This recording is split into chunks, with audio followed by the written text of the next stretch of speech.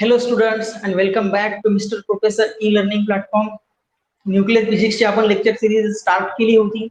त्यामध्ये आपण first 17 lectures मध्ये न्यूक्लियसच्या प्रॉपर्टी, जे कॉन्स्टिट्यूएंट न्यूक्लियसची binding energy, Q values, radioactive decay law, मग त्या रिएक्शनची क्यू व्हॅल्यूज कॅल्क्युलेट करणे, डिके लॉ मध्ये alpha decay, beta decay, gamma decay, न्यूक्लियसचे liquid drop model, shell model, liquid drop model वरून semi empirical mass formula calculate केला, binding energy calculate केली, binding energy per unit nucleon calculate केला.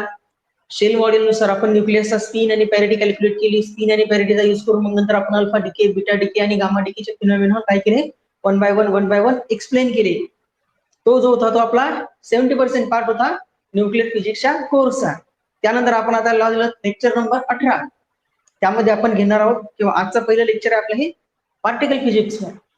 आता nuclear and particle physics या subject मध्ये दोन part येतात. एक मेजर पार्ट असतो न्यूक्लियर फिजिक्सचा, ज्यामध्ये 70% सिलेबस जो असतो या पेपरचा कव्हर झालेला असतो, आणि उरलेला 30% सिलेबस जो असतो तो असतो पार्टिकल फिजिक्सचा. महाराष्ट्र स्टेटच्या एक्झाम मध्ये पार्टिकल फिजिक्स रिलेटेड 2 ते 3 क्वेश्चन्स हे प्रत्येक वर्षी एक्झाम मध्ये येतात आणि ते क्वेश्चन खूप इझी असतात. जेव्हा साधारणपणे आपल्याला 5 ते 6 लेक्चर्स पार्टिकल फिजिक्सचा पोर्शन कम्प्लीट करण्यासाठी लागेल, आणि तुम्ही ज्यावेळेस हे 6 लेक्चर कम्प्लीट करसाल त्यावेळेस तुम्ही सेटचे प्रिव्हियस इयरचे कुठलेही क्वेश्चन उचलून म्हणजे येऊन बघू शकता की तुम्ही ते इझिली काय करू शकता, सॉल्व्ह करू शकता. एकदम इझी सा कन्सेप्ट आहे. एकदा तुम्हाला पार्टिकल्स, त्यांचं डिस्ट्रीब्युशन, त्यांचे चार्ज वगैरे काय आहे, त्यांचे बॅरियन नंबर, इलेक्ट्रॉन नंबर, एकदा हे कन्झर्वेशन तुम्हाला व्यवस्थित क्लिअर झालं तर पार्टिकल फिजिक्सचे सेटमध्ये येणारा 2 मार्कचा किंवा सीएसआर नेट असो, गेट मध्ये कुठेही येणारा जो क्वेश्चन असतो तो क्वेश्चन तुम्ही काय करू शकता, इझिली हँडल करू शकता. ठीक आहे. तर आपण आज आलो लेक्चर नंबर 18 मध्ये, ज्यामध्ये आपण स्टार्ट करणार आहोत पार्टिकल फिजिक्स. तर पार्टिकल फिजिक्सचा कोर्स स्टार्ट करण्या अगोदर सर्वप्रथम आपण काय करू, नेचर्स मध्ये एक्झिस्ट करणारे जे काही पार्टिकल्स आहे, ट्रेमेंडस अमाउंट ऑफ पार्टिकल्स नेचर मध्ये एक्झिस्ट करतात. काहींचा लाईफ पिरियड हा इन्फायनाइट टाइम पर्यंत असतो, म्हणजे इन्फिनिटी म्हणजे मनुष्याचे जीवन, पृथ्वीचं जे काही ओरिजिन झालेलं आहे युनिव्हर्सचा, ते पृथ्वीच्या युनिव्हर्सचा जेव्हापासून ओरिजिन झाला आहे तेव्हापासून ते तशीच्या तशीच आहे. तर काही आर्टिफिशियल पार्टिकल आहेत जे आपण लॅबोरेटरीमध्ये काय करतो, क्रिएट करतो. तर त्यांचा जो टाइम पिरियड असतो किंवा लाईफ स्पॅन असतो तो खूप मायक्रो सेकंद, नॅनो सेकंद त्याच्यापेक्षा लहान असतो, की जे काय होतात एका सेकंडच्या 10⁻⁴ to 10⁻13 जो पार्ट असतो तेवढ्या टायमानंतर कागद डिकेड होऊन जातात ते त्यांच्या स्वतःच्या फ्रेम्स मध्ये किंवा लॅबोरेटरी फ्रेम्स मध्ये. तर आता डिपेंडिंग अपॉन हे जे नंबर ऑफ पार्टिकल्स किंवा व्हरायटी ऑफ पार्टिकल्स नेचर मध्ये जे प्रेझेंट आहेत, तर ते पार्टिकल्स एकमेकांसोबत इंटरॅक्ट कसे करतात. जसं समजा की तुम्ही ज्या सोसायटीमध्ये किंवा ज्या गावामध्ये राहत असतात तिथे तुमचे भरपूर सारे मित्र असतात, पण त्या भरपूर साऱ्या मित्रांमध्ये तुमचे 1-2 असे निवडक मित्र असतात ज्यांच्यासोबत तुम्ही कसे कम्फर्टेबल फील करतात. म्हणजे तुमच्या दोघांमध्ये असणाऱ्या सर्व गोष्टींची काय होती, देवाणघेवाण होत राहते. तुमचे जे विचार असतात त्यांना पडतात, त्यांचे विचार तुम्हाला पडतात, आणि तुमची मैत्री घट्ट असते. बाकीचे मित्र असतात, असं नाही बाकीचे मित्र नसतात, पण त्यांच्यामध्ये तुमचा बॉन्ड जो असतो तेवढा स्ट्रॉंग नसतो. म्हणजेच तुमच्या आणि जो तुमचा जवळचा मित्र आहे त्यामध्ये काय झालंय, तर इंटरॅक्शन जी होत असती, विचारांची देवाणघेवाण, म्हणजेच काय झालं, तुमची इंटरॅक्शन ऑफ थॉट्सचं काय झालं, एक्सचेंज झालं, इंटरॅक्शन झालं. तर त्या इंटरॅक्शनमुळे काय झालं, तुमची बॉन्डिंग आणखी स्ट्रॉंग झाली. अशाच नेचरमध्ये हे जे काही पार्टिकल्स आहेत हे अदर पार्टिकल्स मधल्यापैकी कुठल्या पार्टिकल सोबत काय करू शकतात, इंटरॅक्ट करू शकतात. आणि ते डिपेंडिंग अपॉन दॅट इंटरॅक्शन हे जे पार्टिकल्स आहेत हे पार्टिकल्स डिस्ट्रीब्यूट केले जातात. आता नेचरमध्ये अवेलेबल असणारे जेवढे काही अमाऊंट ऑफ पार्टिकल ट्रेमेंडस म्हणजे इन्फायनेटली लार्ज पार्टिकल्स आहेत, तर त्या इन्फायनेटली लार्ज पार्टिकल्स एकमेकांसोबत जे काही इंटरॅक्शन करतात, इंटरचेंज करतात, त्यांची इन्फॉर्मेशन असो, चार्ज असो, काही म्हणजे अदर पॅरामीटर्स जे पार्टिकल्सशी असोसिएटेड असतात ते आपण आता वन बाय वन डिस्कस करणारच आहोत. तर त्यांच्यामध्ये असणाऱ्या ज्या काही ठराविक प्रॉपर्टीज आहेत, जसं चार्ज झालं, स्पिन झालं, पॅरिटी झाली, त्यानंतर आयसोस्पिन येणार, नंतर बॅरियन नंबर, इलेक्ट्रॉन नंबर, यासारख्या ज्या प्रॉपर्टीज आहेत पार्टिकल काय करणार, एकमेकांसोबत इंटरचेंज करणार. तर त्या प्रॉपर्टीज एकमेकांसोबत काय करणार, इंटरचेंज करणार. त्या इंटरचेंज करण्याचे जे काही मीडियम्स आहेत, ज्या काही इंटरॅक्शन्स आहेत ज्या नेचरमध्ये प्रेझेंट आहेत, त्या ब्रॉडली 4 कॅटेगरीज मध्ये काय केल्या जातात, डिस्ट्रीब्यूट केल्या जातात. हिडिंग टाकू आपण पार्टिकल फिजिक्स मध्ये पहिलं की इंटरॅक्शन्स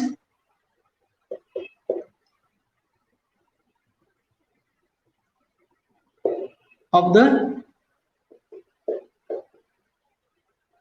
पार्टिकल्स. पार्टिकल्स मधलं काय? इंटरॅक्शन्स. यामध्ये काय आहे तर देअर आर 4, किती? 4. There are 4 types. There are 4 types of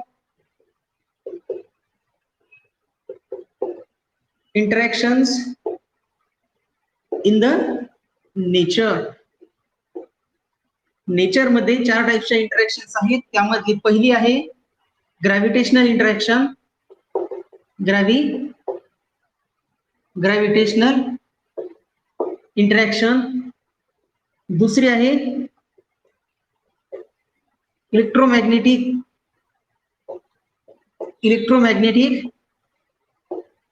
interaction. Third नंबरची आहे वीक इंटरॅक्शन.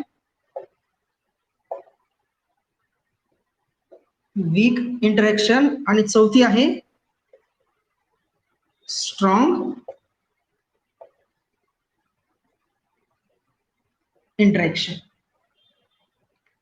म्हणजे नेचर मध्ये अवेलेबल असणारे इन्फायनाइट अमाऊंट ऑफ पार्टिकल्स जे आहेत, किती असंख्य आहे. काही म्हणजे अजून ज्यांचा रिसर्च व्हायचा राहिलेला असेल किंवा जेवढे काही रिसर्च झालेला आहे ज्यांचा, जे पार्टिकल्स बद्दल आपल्याला थोडंफार माहिती आहे, तर हे सर्वच्या सर्व पार्टिकल्स आहेत एकमेकांसोबत जे इंटरॅक्ट करतात, एकमेकांसोबत काय करतात? इंटरॅक्ट करतात. एकमेकांसोबत करणारे त्या इंटरॅक्शन जे आहेत ह्या ब्रॉडली ह्या 4 टाइप्सच्या इंटरॅक्शन्स मध्ये काय होतात, तर युनिव्हर्स मधल्या सगळ्याच्या सगळ्या इंटरॅक्शन्स या 4 कॅटेगरीमध्येच डिस्ट्रीब्यूट केलेल्या असतात.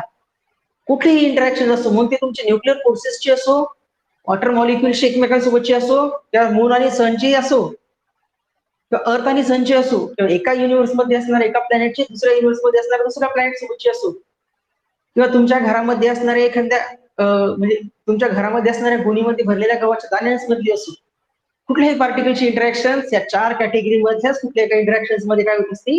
मोडत असते. त्याच्यामुळे नेचरमध्ये अवेलेबल असणाऱ्या ज्या काही फंडामेंटल इंटरॅक्शन्स आहेत त्यांना इंटरॅक्शन्स ऑफ पार्टिकल्स म्हणतात, किंवा फंडामेंटल इंटरॅक्शन्स ऑफ पार्टिकल्स सुद्धा म्हटलं तरी चालतं. फंडामेंटल म्हणजे काय? तर बस हेच, याच्या व्यतिरिक्त दुसरं काहीच नाही, त्यांना म्हणतो आपण फंडामेंटल. तर फंडामेंटल इंटरॅक्शन्स आहेत तुमच्या 4: gravitational interaction, electromagnetic interaction, weak interaction आणि स्ट्रॉंग इंटरॅक्शन. हे 4 फंडामेंटल इंटरॅक्शन्स आहेत नेचरच्या. आता आपण काय करणार आहोत, यामधली वन बाय वन एक एक इंटरॅक्शन्स घेणार आहोत. त्या इंटरॅक्शन्स मध्ये येणाऱ्या डिफरंट प्रॉपर्टीज लिहून घेणार आहोत आणि प्रत्येक प्रॉपर्टीज वर काय करणार आहोत? डिस्कशन करणार आहोत. ठीक आहे, तर आपण स्टार्ट करूया ग्रॅव्हिटेशनल इंटरॅक्शन्सचं. First interaction, gravitational interaction. Gravitational interaction.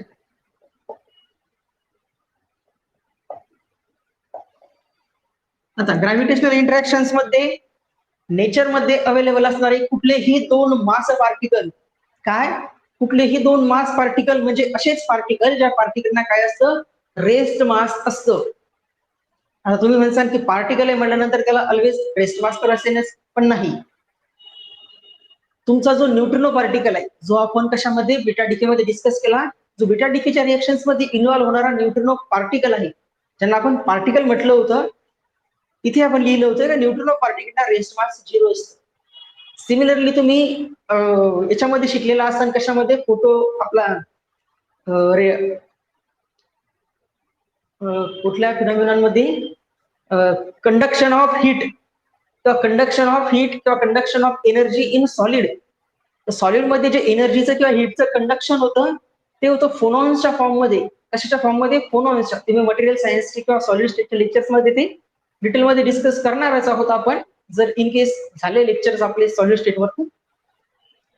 तर तिथे काय होते की फोनॉन नावाचा पार्टिकल्स क्रिएट होतो, जो काय करतो मटेरियलमध्ये, सॉलिड मटेरियलमध्ये एका पार्टिकल्सचा दुसऱ्या एका मॉलिक्युल्सचा मध्ये असणारे व्हायब्रेशन्स काय करतील? इलेक्ट्रिकल व्हायब्रेशन असतील, ते थर्मल व्हायब्रेशन्स असतील, किंवा एनी टाइप व्हायब्रेशन, तर ते व्हायब्रेशन्स दुसऱ्या मॉलिक्युलला त्या सॉलिडच्या ट्रान्सफर करण्याचा किंवा ऍटमला ट्रान्सफर करण्याचा करणारा जो पार्टिकल्स असतो किंवा तो मीडियम असतो त्यांना आपण फोनॉन म्हणतो. तो फोनॉन पार्टिकल्स पण कसा असतो? 0 रेस्ट मास असलेला पार्टिकल असतो.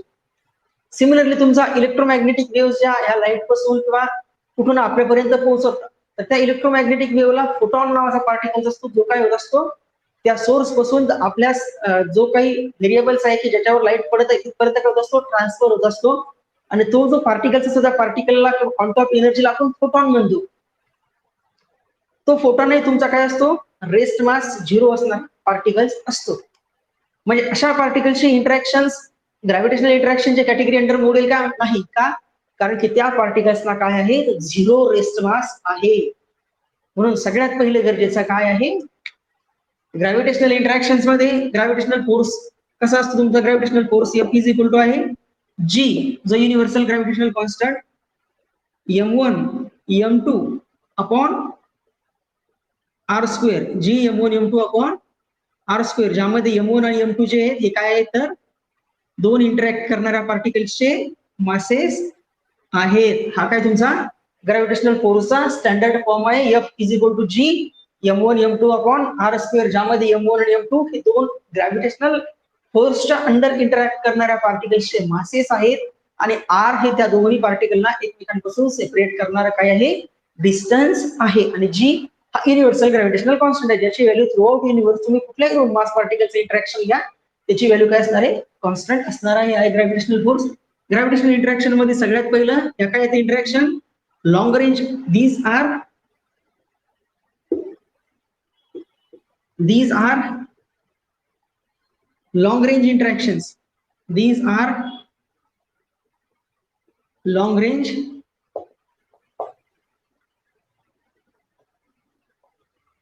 ग्रॅव्हिटेशनल इंटरॅक्शन जे आहेत ह्या काही लॉंग रेंज आहेत. लॉंग रेंज म्हटल्यानंतर तुम्ही आर ची व्हॅल्यू इन्फिनिटी टाकली म्हणजे R is equal to infinity, दोन मास पार्टिकल्स आहेत ते इन्फानाइट डिस्टन्स पर्यंत जरी एकमेकांपर्यंत काय असतील, सेपरेटेड असतील, तरी दोन पार्टिकल्स ग्रॅव्हिटेशनल इंटरॅक्शनच्या थ्रू काय करू शकतात, एकमेकांसोबत इंटरॅक्ट करू शकतात, एकमेकांसोबत काय करू शकतात, एनर्जी मॅटर यांची एक्सचेंज करू शकतात.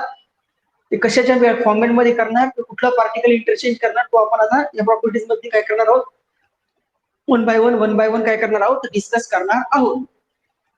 ग्रॅव्हिटेशनल इंटरॅक्शन मध्ये पहिली प्रॉपर्टी या काय तर ग्रॅव्हिटेशनल इंटरॅक्शन या लॉंग रेंज इंटरॅक्शन्स आहे. लॉंग रेंज इंटरॅक्शन्स त्यामध्ये these are depends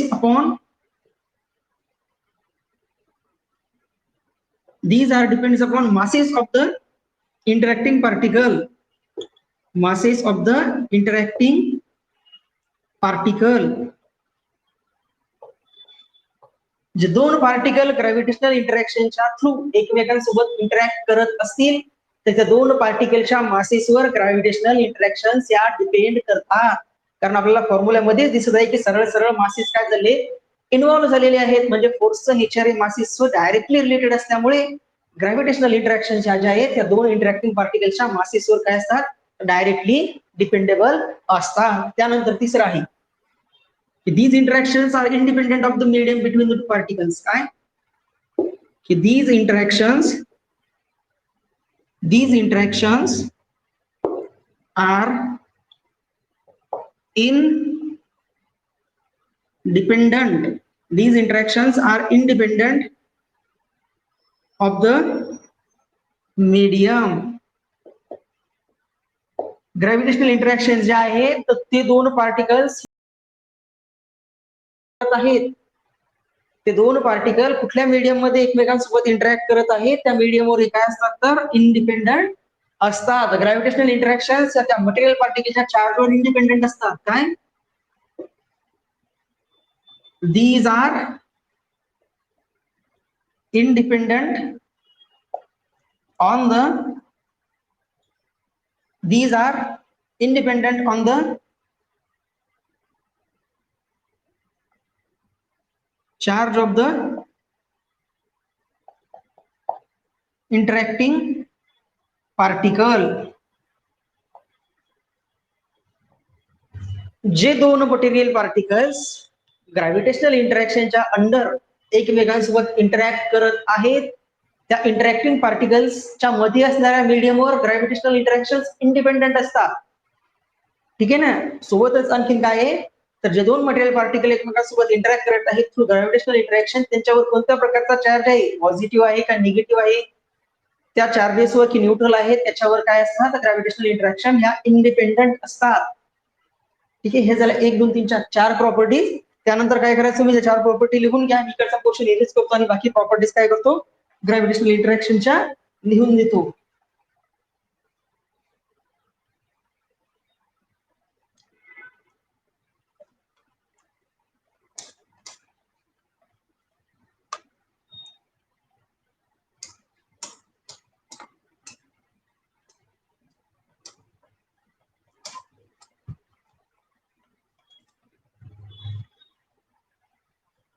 त्यानंतर 5 नंबरला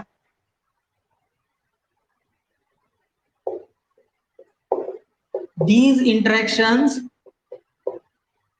these म्हणजे कोणत्या ग्रॅव्हिटेशनल इंटरॅक्शन्स. हा, these interactions are independent म्हणजे डिपेंड करत नाहीत कशावर, velocity and orientation velocity and orientation of the interacting particles. interacting particles. आता हे स्टेटमेंट कसं ट्रू आहे बघा. सन भोवती अर्थ काय करत असती, रिव्हॉल्व करत असती. अर्थ रिव्हॉल्युशन मध्ये म्हणजे अर्थचा स्पीड म्हणजे अर्थ काय करत आहे, रिव्हॉल्व करत आहे सन भोवती. अर्थ सन भोवती रिव्हॉल्व करत आहे. सन रेसला आहे म्हणजे व्हेलॉसिटी 0 आहे. अर्थ मोशनला आहे म्हणजे त्याला नॉन झिरो व्हेलॉसिटी आहे. तरी एक रेसला असणाऱ्या आणि एक मोशनला असणाऱ्या पार्टिकल मध्ये सुद्धा काय तर ग्रॅव्हिटेशनल फोर्स इफेक्टिव्हली आपण कॅल्क्युलेट करू शकतो. म्हणजेच काय तर त्या दोन अर्थ आणि सन यांच्यामध्ये जे काही ग्रॅव्हिटेशनल फोर्स आहे किंवा जी ग्रॅव्हिटेशनल इंटरॅक्शन्स आहे, तर ती ग्रॅव्हिटेशनल फोर्स किंवा तो जो ग्रॅव्हिटेशनल इंटरॅक्शन्स आहे तो कशावर, त्यांच्या ओरिएंटेशन, अर्थ त्या सनच्या डायरेक्शनला कुठल्या पर्टिक्युलर डायरेक्शनला ओरिएंट आहे किंवा किती व्हेलॉसिटीनं मूव्ह करत आहे याच्यावर ग्रॅव्हिटेशनल इंटरॅक्शन्स तुमच्या डिपेंड करत नाही. काय असतात, त्यावर इंडिपेंडंट असतात. ठीक आहे, ही झाली 5वी प्रॉपर्टी. त्यानंतर 6वी प्रॉपर्टी, 1 2 3 4 5 आणि 6 नंबरची प्रॉपर्टी काय आहे,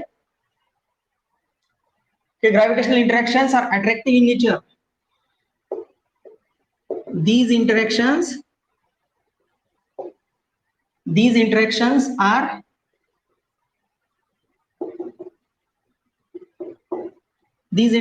are attractive in nature. आणि फॉर्म्युलामध्ये आपल्या जे करेक्शन आहे, फॉर्म्युला काय असतो आपला, हे आपण मॅग्निट्यूड करतो ग्रॅव्हिटेशनल फोर्सची, पण ऍक्च्युअल मध्ये फॉर्म्युला असतो F is equal to -gm1m2/r². Negative sign काय इंडिकेट करतं की ते दोन मटेरियल पार्टिकल जे आहेत अंडर ग्रॅव्हिटेशनल इंटरॅक्शन एकमेकांकडे येत आहे, म्हणजे त्यांच्यामध्ये असणारे डिस्टन्स आहे, त्या डिस्टन्सला काय करत आहे ते रिड्यूस करण्याचा प्रयत्न करत असतं. म्हणजेच काय आहे तर ह्या ज्या इंटरॅक्शन्स आहे, दीज इंटरॅक्शन्स म्हणजे ग्रॅव्हिटेशनल इंटरॅक्शन्स, तर ग्रॅव्हिटेशनल इंटरॅक्शन्स या काय आहेत तर अट्रॅक्टिव्ह इंटरॅक्शन्स आहेत.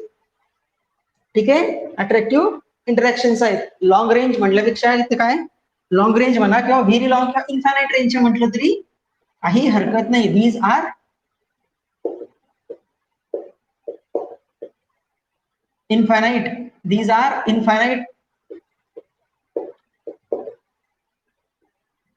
infinite range interactions.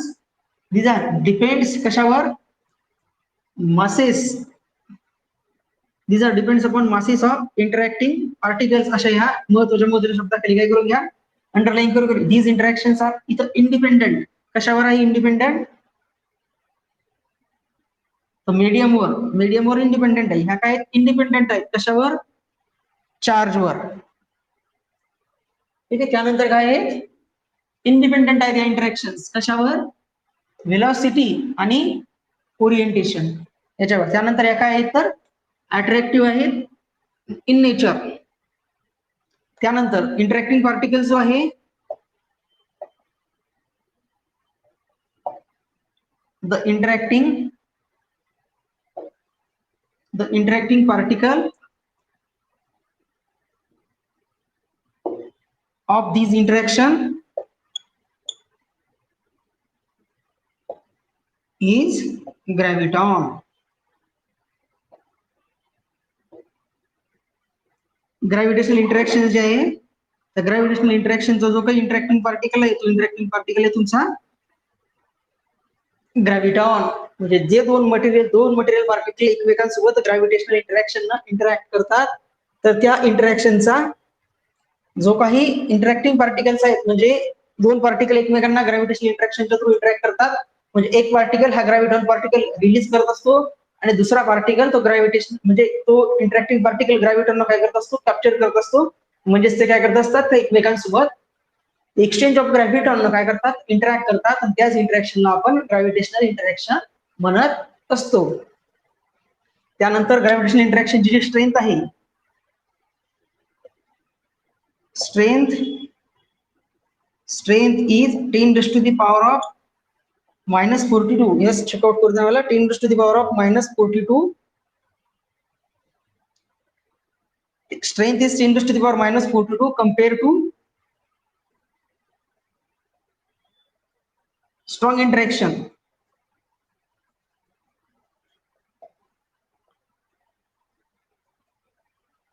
म्हणजे नेचर मधले जे सर्वात स्ट्रॉंगेस्ट इंटरॅक्शन आहे, ज्यांना आपण स्ट्रॉंग इंटरॅक्शन म्हणतो, तर त्या स्ट्रॉंग इंटरॅक्शनच्या कम्पेअर मध्ये हा 10 raised to the power of minus 42 times smaller असतो.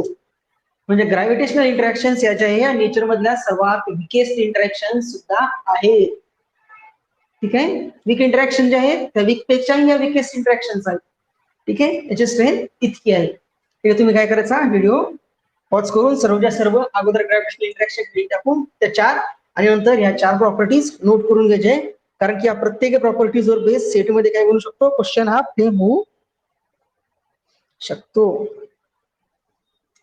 ठीक आहे, पॉज करून तुम्ही काय करा, नोट करून घ्या. त्यानंतर आपण काय करू, next types of interactions discuss करू.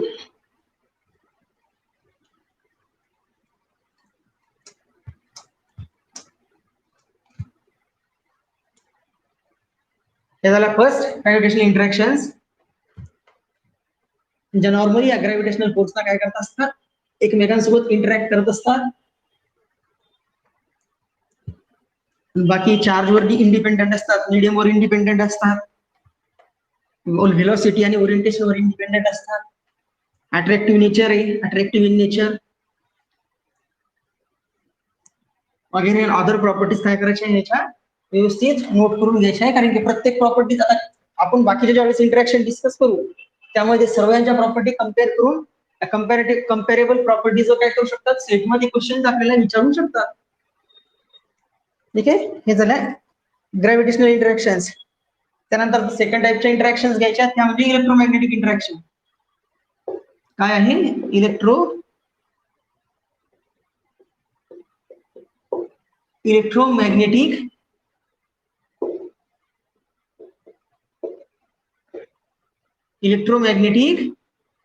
Interaction.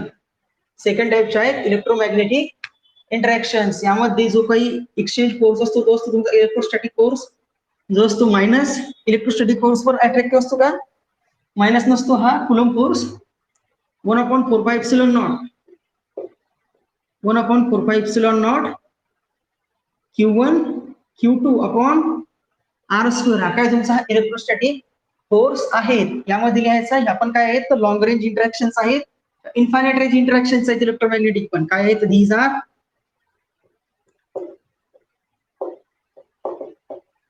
R infinite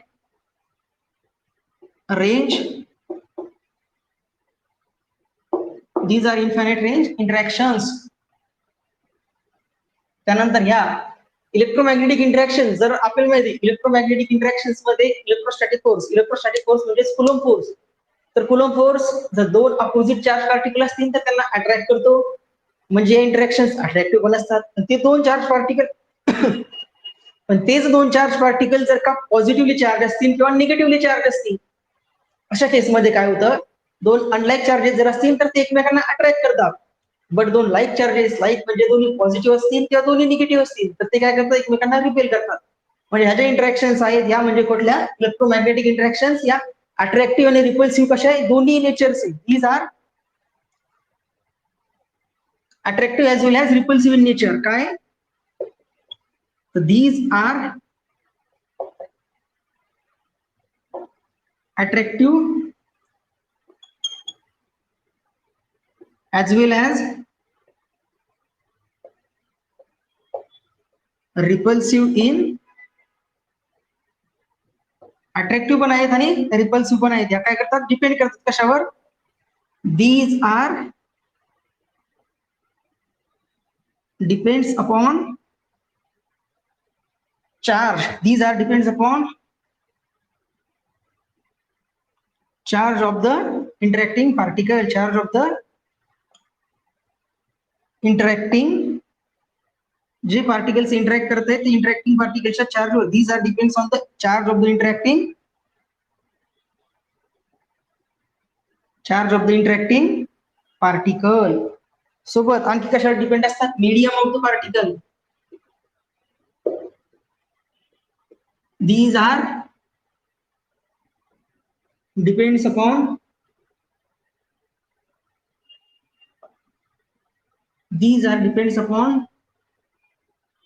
the charge झालं ना, medium depends upon the medium of the particle. ती पार्टिकल कुठल्या मीडियम मध्ये आहेत, म्हणजेच आपल्याला माहिती आहे की इलेक्ट्रोस्टॅटिक फोर्स जर ते दोन चार्ज पार्टिकल फ्री स्पेस मध्ये अवेलेबल असतील तर त्यांच्यासाठी इलेक्ट्रोस्टॅटिक फोर्स इलेक्ट्रोस्टॅटिक इंटरॅक्शनची व्हॅल्यू वेगळी असते. पण तेच दोन चार्ज पार्टिकल जर का वॉटर मध्ये असतील, दुसऱ्या एखाद्या मीडियम मध्ये असतील, तर त्याच्यामध्ये असणाऱ्या ग्रॅव्हिटेशनल फोर्स, तुमचा जो ग्रॅव्हिटेशनल इलेक्ट्रोमॅग्नेटिक फोर्स आहे, त्या इलेक्ट्रोमॅग्नेटिक फोर्सची मॅग्निट्यूड काय होते, चेंज होते. कारण याच्या एक्सप्रेशन मध्ये काय झालं, हा एप्सिलॉन नॉट इन्व्हॉल्व्ह झालेला आहे. त्यामध्ये एप्सिलॉन नॉट हा काय आहे, तर फ्री स्पेसची परमिटिव्हिटी आहे.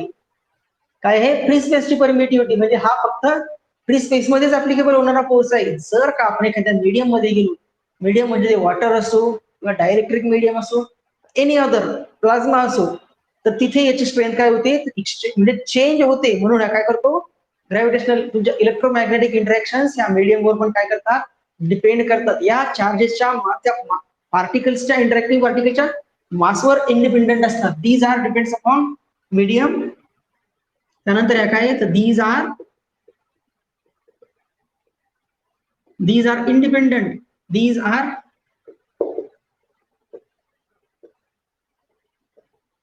इंडिपेंडेंट कशावर, independent upon the mass of the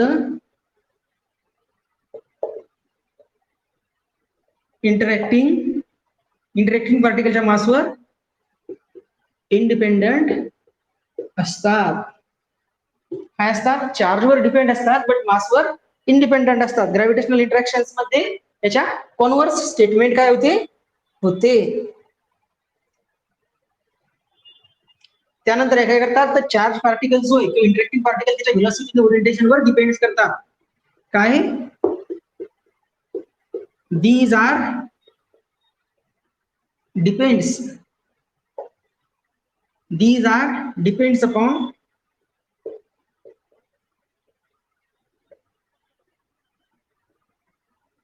the velocity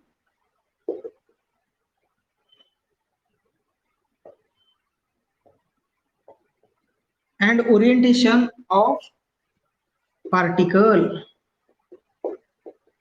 electrostatic मध्ये बघितलेच असेल, दोन चार्ज पार्टिकल्स कशा प्रकारे ओरिजिनेट आहेत, रेस्टला आहेत की मोशन मध्ये आहेत, त्याच्यावर डिपेंडेंट त्यांचा जो इंटरॅक्शन फोर्स असतो, इलेक्ट्रोमॅग्नेटिक फोर्स असतो, त्याची स्ट्रेंथ काय होत असते, चेंज होत असते. म्हणून ह्या ज्या इंटरॅक्शन्स आहेत, या इंटरॅक्शन त्या इंटरॅक्टिंग पार्टिकलच्या व्हेलॉसिटी आणि ओरिएंटेशनवर काय करतात, डिपेंड करतात.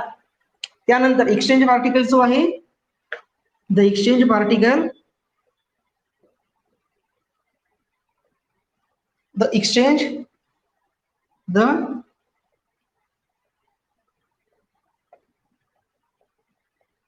exchange particle of these interaction is photon. Electromagnetic interaction जे आहे, ते इलेक्ट्रोमॅग्नेटिक इंटरॅक्शनचा जो एक्सचेंज पार्टिकल आहे, म्हणजे दोन पार्टिकल इलेक्ट्रोमॅग्नेटिक इंटरॅक्शनच्या थ्रू जर एकमेकांसोबत इंटरॅक्ट करत असतील, तर ते काय करतात, एक पार्टिकल फोटॉन रिलीज करत असेल आणि दुसरा पार्टिकल तो फोटॉन रिलीज केलेला ऍब्झॉर्ब करत असेल. अशा पद्धतीने काय होतात, एक्सचेंज ऑफ फोटॉनच्या थ्रू या इलेक्ट्रोमॅग्नेटिक इंटरॅक्शन नेचर मध्ये ऑफर होतात.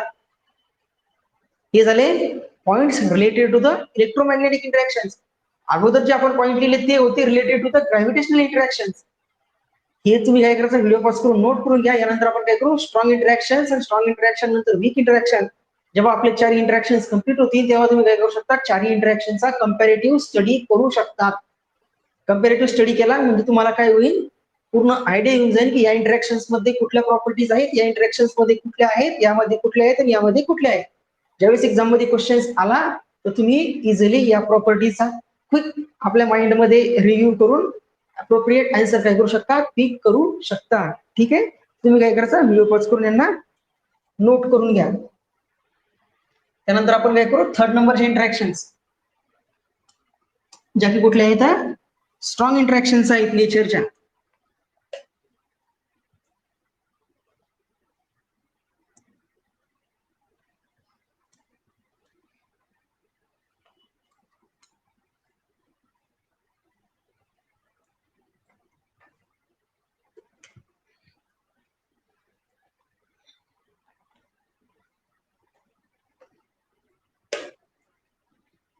एकदा तुम्हाला इंटरॅक्शनचा टॉपिक क्लिअर झाला म्हणजे समोर आपण पार्टिकल्स थ्रू इंटरॅक्शन सुद्धा एकदा डिस्ट्रीब्युशन करू.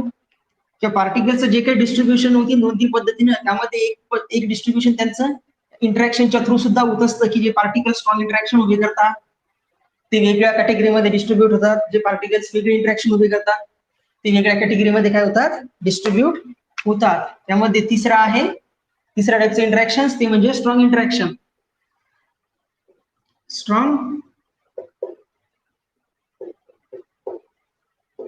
स्ट्रॉंग इंटरॅक्शन, आता याचं काय दिलंय, नावच दिलंय स्ट्रॉंग इंटरॅक्शन. म्हणजे काय असल्या पाहिजे, तर स्ट्रॉंगेस्ट इंटरॅक्शन असल्या पाहिजेत नेचर मधल्या. काय, these are the strongest interaction. These are the strongest interaction in the nature. Strong interaction या नेचर मधल्या सर्वात स्ट्रॉंगेस्ट इंटरॅक्शन्स आहेत. म्हणजे ज्या फोर्सच्या थ्रू या इंटरॅक्शन होत असतील तो फोर्स पण काय असला पाहिजे, तर नेचर मध्ये अवेलेबल असणाऱ्या सर्वात स्ट्रॉंगेस्ट फोर्स असला पाहिजे. त्यानंतर या काय आहेत, तर these are short range interactions.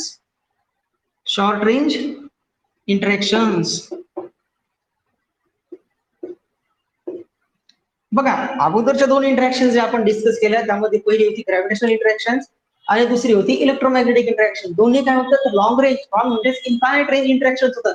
2 material particle charge जर इन्फायनाइट डिस्टन्स पर्यंत सेपरेटेड असतील तरी ते इलेक्ट्रोमॅग्नेटिक इंटरॅक्शन काय होत होतं, इंटरॅक्ट करत होते. 2 मास पार्टिकल इन्फायनाइट डिस्टन्स पर्यंत जर का सेपरेट असतील तरी ते मास पार्टिकल ग्रॅव्हिटेशनल इंटरॅक्शनच्या थ्रू इंटरॅक्ट करत होते. बट स्ट्रॉंग इंटरॅक्शन ज्या आहेत ह्या काय आहेत, इन्फायनाइट डिस्टन्स पर्यंत रिलेटेड नाहीयेत, तर त्या काय आहेत, व्हेरी शॉर्टेस्ट डिस्टन्स पर्यंत काय होतात, त्या अप्लाय होतात नेचर मध्ये. या सर्वात स्ट्रॉंगेस्ट इंटरॅक्शन आहेत आणि ज्या काय आहेत, शॉर्ट रेंज इंटरॅक्शन आहेत. म्हणजे खूप लार्ज पर्यंत ह्या 2 मटेरियल पार्टिकलला इंटरॅक्ट करून ठेवू शकत नाही. या शॉर्टेस्ट डिस्टन्स पर्यंतच मटेरियल पार्टिकलला काय करू शकता, करून ठेवू शकता, इंटरॅक्ट करून ठेवू शकतात. ह्या जे इंटरॅक्शन आहेत स्ट्रॉंग इंटरॅक्शन ह्या चार्जवर इंडिपेंडेंट असतात. These interactions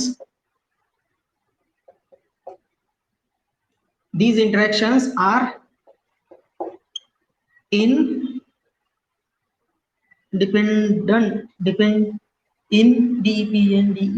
independent. These interactions are independent on the charge of particle. जे 2 पार्टिकल्स स्ट्रॉंग इंटरॅक्शनच्या थ्रू इंटरॅक्ट करत आहेत त्या 2 पार्टिकल्सच्या चार्जवर तुमच्या स्ट्रॉंग इंटरॅक्शन ह्या डिपेंड करत नाही. आता या 3 प्रॉपर्टीज वाचल्यानंतर तुम्हाला एक मनामध्ये क्विक झाला असेल की ह्याच्या प्रॉपर्टीज सिमिलर प्रॉपर्टीज आपण कशा पाहिल्या होत्या, न्यूक्लिअर फोर्सेसच्या. म्हणजेच स्ट्रॉंग इंटरॅक्शन कुठे अवेलेबल असल्या पाहिजेत, तर त्या न्यूक्लियस मध्ये प्रेझेंट असतात. हे तुम्ही यावरून काय करू शकता, या 3 प्रॉपर्टी तुम्ही आपण डिस्कस केल्यानंतर तुमच्या मनात क्विकली रिलीज झालं पाहिजे किंवा क्विकली असं क्लिक झालं पाहिजे की आपण ह्याच्या प्रॉपर्टी लिहून देतोय स्ट्रॉंग इंटरॅक्शनच्या. या सिमिलर प्रॉपर्टी आपण कुठे बघितल्या होत्या, तर न्यूक्लिअर फोर्सेसच्या. म्हणजेच या इंटरॅक्शन कुठे अवेलेबल असल्या पाहिजेत, इनसाइड द न्यूक्लियस. या इंटरॅक्शन या प्रेझेंट असल्या पाहिजेत. त्यानंतर या इंटरॅक्शन कशावर डिपेंड करतात, स्पिन आणि आयसोस्पिन.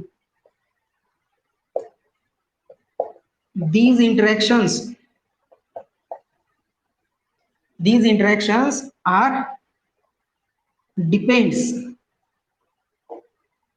upon कशावर, spin and isospin of the particles. ठीक आहे. आता स्पिन काय असतो, आयसोस्पिन काय असतो, तो न्यूक्लिअर स्पिन आपण न्यूक्लिअर शेल मॉडेल मध्ये डिस्कस केलेलं होतं. आयसोस्पिनचा जो कन्सेप्ट आहे आपण समोर काय करणार आहोत, तर डिस्कस करणार आहोत. सोबतच ह्या ज्या इंटरॅक्शन्स आहे, ह्या मटेरियल जो काही इंटरॅक्टिंग पार्टिकल त्याच्या व्हेलॉसिटी आणि ओरिएंटेशन वर काय करतात, डिपेंड्स राहतात. These interactions are depends कशावर, depends upon the velocity,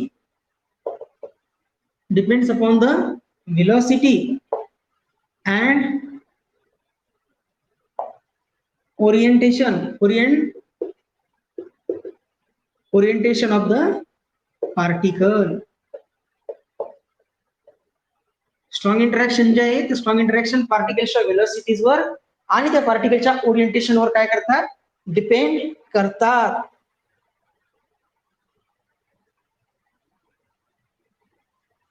मग आता हे झालं properties related to strong interaction. मग आता स्ट्रॉंग इंटरॅक्शन मध्ये जो इंटरॅक्टिंग पार्टिकल्स असतो,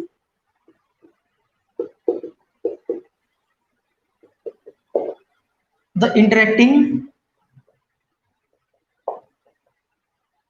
interacting particle of the म्हटल्यापेक्षा interacting particle of these interaction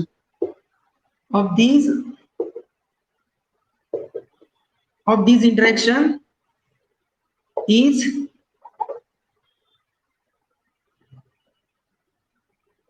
meson. या इंटरॅक्शनचा इंटरॅक्टिंग पार्टिकल जो असतो तो मेसॉन असतो. किंवा in nuclear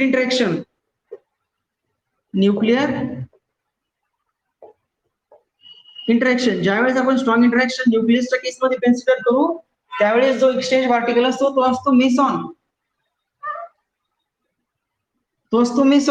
and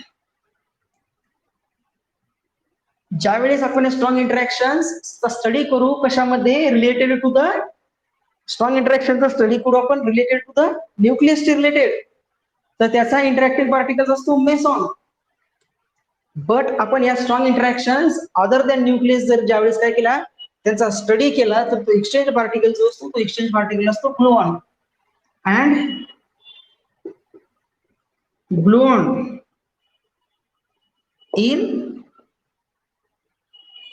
quark interaction.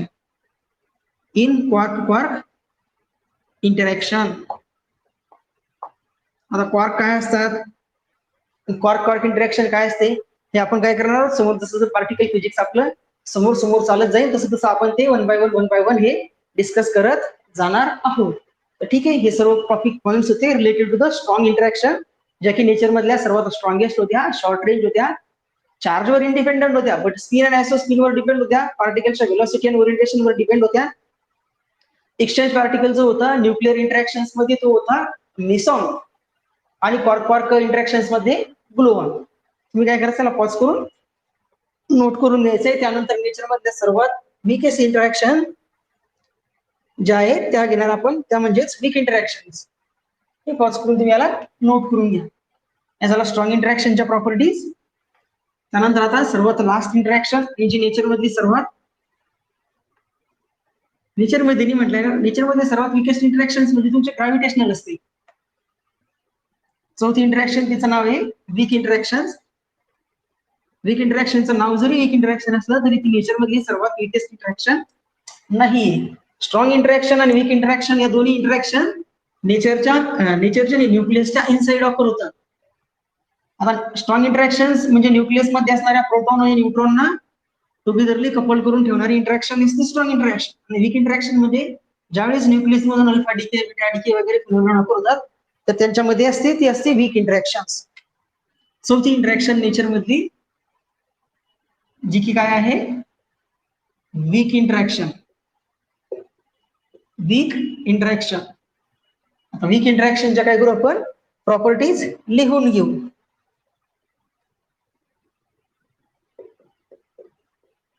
These are weak interaction ज्या आहेत त्या काय ते weakest आहे among the these are weakest. These are weakest interaction. These are weakest interaction among nature. Nature मध्ये अवेलेबल असणाऱ्या चारी इंटरॅक्शन मधली कशी आहे, सर्वात weakest interactions आहे. त्यानंतर ह्या weakest interaction ज्या आहेत त्या weakest interaction सुद्धा काय आहेत तर शॉर्ट रेंज इंटरॅक्शन्स आहेत. These are short range interactions.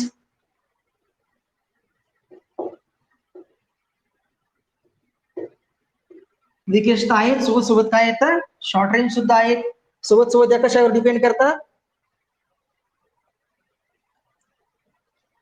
weakest interactions आहेत नेचर मधल्या, त्यांचा शॉर्ट रेंज, या शॉर्ट रेंज इंटरॅक्शन्स आहेत. आणि या ज्या आहेत त्या न्यूक्लियर्स मध्ये काय होतात, नॉर्मली वापरतात.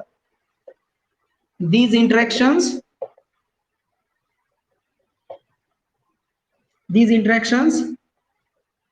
are normally occur in nuclear decay process. ज्यावेळेस न्यूक्लियर डिके होती, न्यूक्लियर डिके मध्ये ज्यावेळेस alpha decay, beta decay, gamma decay यासारखे फिनोमेनॉन जेव्हा नेचर मध्ये ऑकर होते त्यावेळेस तिथे जास्त इंटरॅक्शन असतात पार्टिकल्स मधल्या, त्या असतात तुमच्या वीक इंटरॅक्शन. त्यानंतर वीक इंटरॅक्शनचा जो इंटरॅक्टिंग पार्टिकल्स असतो काय, द इंटरॅक्टिंग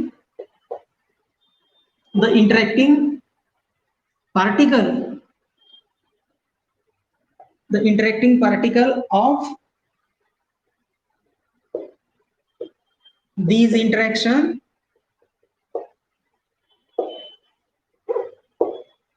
वीक इंटरॅक्शन जे आहे ते वीक इंटरॅक्शनचा जो काही इंटरॅक्टिंग पार्टिकल आहे त्याचं नाव काय आहे, तर त्या पार्टिकलला म्हणतो आपण गेज बोसॉन. काय तो, गेज बोसॉन.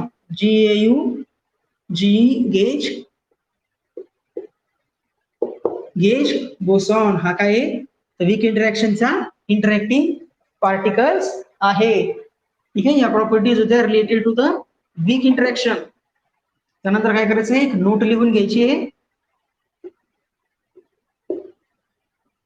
नोट मध्ये काय आहे तर आपण काय करणार आहोत, स्ट्रेंथ, नेचर मध्ये अवेलेबल असणाऱ्या इंटरॅक्शनची स्ट्रेंथ, ज्यामध्ये स्ट्रॉंग इंटरॅक्शन सर्वात स्ट्रॉंग असतात. त्यानंतर इलेक्ट्रोमॅग्नेटिक असतात,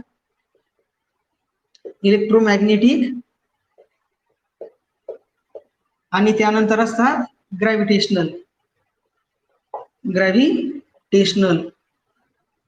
ठीक आहे, म्हणजे स्ट्रॉंग इंटरॅक्शनची जर ऑर्डर 1 असेल, स्ट्रॉंग इंटरॅक्शन जर 1 असेल तर इलेक्ट्रोमॅग्नेटिक इंटरॅक्शनची स्ट्रेंथ असते 10⁻⁴. स्ट्रॉंग इंटरॅक्शन जर 1 असेल तर इलेक्ट्रोमॅग्नेटिक असते 1/137, 10⁻⁴. ही जर 1 असेल तर इलेक्ट्रोमॅग्नेटिक इंटरॅक्शन असते 1/137 आणि ग्रॅव्हिटेशनल इंटरॅक्शन असते 10⁻⁴². हे होतं पहिला. आणि दुसरं आहे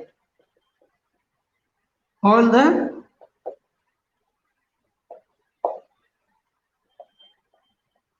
the interacting particle. All the interacting म्हटल्यापेक्षा all the exchange particle, all the exchange particle in the interaction. चारही टाईपच्या इंटरॅक्शन मध्ये जे काही एक्सचेंज पार्टिकल्स आहेत, एक्सचेंज पार्टिकल्स काय आहेत तर बोसॉन्स आहेत. All the exchange particle in the interactions are boson. Nature मध्ये असणाऱ्या सर्वच्या सर्व अवेलेबल इंटरॅक्शनचा जो इंटरॅक्टिंग पार्टिकल आहे, एक्सचेंज पार्टिकल, तो काय बोसॉन आहे. ठीक आहे, आपण आजच्या लेक्चर मध्ये काय डिस्कस केलं, नेचर मध्ये अवेलेबल असणाऱ्या 4 फंडामेंटल इंटरॅक्शन्स आणि 4 फंडामेंटल इंटरॅक्शन्सच्या आपण पूर्ण प्रॉपर्टीज वन बाय वन इंटरॅक्शनच्या डिटेलमध्ये डिस्कस केलेल्या आहे. सोबतच आपण त्या इंटरॅक्शनची जी काही स्ट्रेंथ आहे, म्हणजे जर स्ट्रॉंग इंटरॅक्शन सर्वात स्ट्रॉंगेस्ट आहे, त्यानंतर इलेक्ट्रोमॅग्नेटिक आणि त्यानंतर ग्रॅव्हिटेशनल. तर स्ट्रॉंग इंटरॅक्शनची स्ट्रेंथ 1 असेल तर इलेक्ट्रोमॅग्नेटिक 1/137 असते, आणि वीक काय असते, वीक म्हटल्यापेक्षा ग्रॅव्हिटेशनल काय असते 10⁻⁻42, आणि यापेक्षा वीक असते कोणती ती वीक इंटरॅक्शन. आणि सर्वच्या सर्व इंटरॅक्शन्स मधला जो एक्सचेंज पार्टिकल असतो, म्हणजे ज्या पार्टिकलच्या थ्रू दोन मटेरियल पार्टिकल इंटरॅक्ट करतात किंवा पार्टिकल इंटरॅक्ट करतात, तो एक्सचेंज पार्टिकल काय असतो, बोसॉन्स असतो. ठीक आहे, हे झालं नेचरमध्ये अवेलेबल असणाऱ्या इंटरॅक्शन्स. आता नेक्स्ट लेक्चर मध्ये आपण काय करू, पार्टिकल्स नेचरमध्ये अवेलेबल असणाऱ्या पार्टिकल्सचं काय करू, डिस्ट्रीब्युशन करू.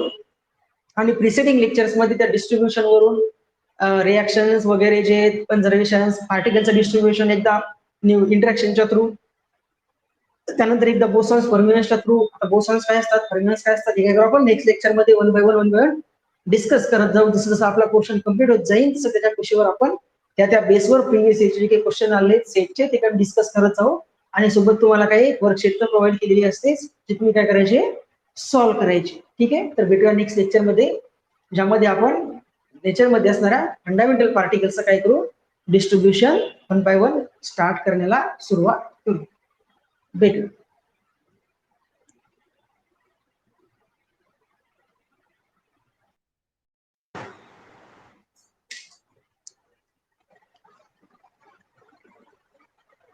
Hello students, welcome back to Mr. Professor e-learning platform. Nuclear आणि पार्टिकल फिजिक्सच्या या लेक्चर सिरीज मध्ये आपण न्यूक्लिअर फिजिक्सचा पोर्शन कंप्लीट केलेला आहे. सोबतच तुम्ही त्यावरचे जे काही वर्कशीट्स आहेत त्या वर्कशीट पण सॉल्व्ह केलेल्या असतील. लास्ट लेक्चर पासून म्हणजे लेक्चर नंबर 17 पासून आपण पार्टिकल फिजिक्सचा पोर्शन काय केला आहे, स्टार्ट केलेला आहे. या पार्टिकल फिजिक्स मध्ये आपण इनिशियल म्हणजे फर्स्ट लेक्चर नंबर 18 मध्ये नेचर मध्ये असणाऱ्या फंडामेंटल इंटरॅक्शन्स कुठल्या कुठल्या आहेत, नेचर मध्ये कुठल्या कुठल्या इंटरॅक्शन्स या अवेलेबल आहेत, आणि त्या इंटरॅक्शन्सच्या आपण काय केल्या, प्रॉपर्टी डिस्कस केलेल्या होत्या. ज्यामध्ये मेनली नेचरमध्ये 4 इंटरॅक्शन्स होतात, ज्यामध्ये पहिली होती स्ट्रॉंग इंटरॅक्शन, ज्या नेचरमधल्या सर्वात स्ट्रॉंगेस्ट होता. त्यानंतर त्याच्यापेक्षा कमी स्ट्रेंथ असणाऱ्या होत्या इलेक्ट्रोमॅग्नेटिक इंटरॅक्शन, त्याच्या प्रॉपर्टी पाहिल्या. त्यापेक्षा कमी विकनेस असणाऱ्या किंवा कमी स्ट्रेंथ असणाऱ्या ग्रॅव्हिटेशनल इंटरॅक्शन्स आपण बघितल्या, त्याच्या प्रॉपर्टी डिस्कस केल्या. आणि सर्वात वीक असणाऱ्या विकेस्ट इंटरॅक्शन्स बघितल्या, आणि त्या सर्वांच्या काय केल्या, property one by one discuss केल्या. कुठल्या इंटरॅक्शन लॉंग रेंज आहेत, कुठल्या इंटरॅक्शन शॉर्ट रेंज आहेत, कुठल्या मासवर डिपेंड करतात, कुठल्या चार्जवर डिपेंड करतात, कुठल्या व्हेलॉसिटीवर डिपेंड करतात, कुठल्या व्हेलॉसिटीवर इंडिपेंडेंट करतात, कोणत्या इंटरॅक्शनचा एक्सचेंज पार्टिकल कुठला आहे, कुठल्या इंटरॅक्शनचा एक्सचेंज पार्टिकल कुठला आहे, आणि त्यांची कंपॅरेटिव्ह स्ट्रेंथ काय केली आपण लास्टला डिस्कस केली होती. तो जो होतो तो पार्टिकल फिजिक्सचा इंट्रोडक्टरी पार्ट होता, ज्यामध्ये आपण पार्टिकल्स नेचरमध्ये कुठल्या इंटरॅक्शनला इंटरॅक्ट करू शकतात त्या इंटरॅक्शनचा काय केला, डिस्कशन हे केलं होता. आता आपण या लेक्चरमध्ये काय करणार, ऍक्च्युअल नेचरमध्ये असणारे जे काही फंडामेंटल पार्टिकल्स आहेत. आता फंडामेंटल पार्टिकल्स म्हणजे कुठले, असे पार्टिकल्स की जे नेचरमध्ये फ्रीली एक्झिस्ट करू शकतात. अशा फंडामेंटल पार्टिकल्सचं आपण काय करणार आहोत, आज क्लासिफिकेशन करणार आहोत. 2-3 पद्धतीने क्लासिफिकेशन हे फंडामेंटल पार्टिकल्सचं होतं.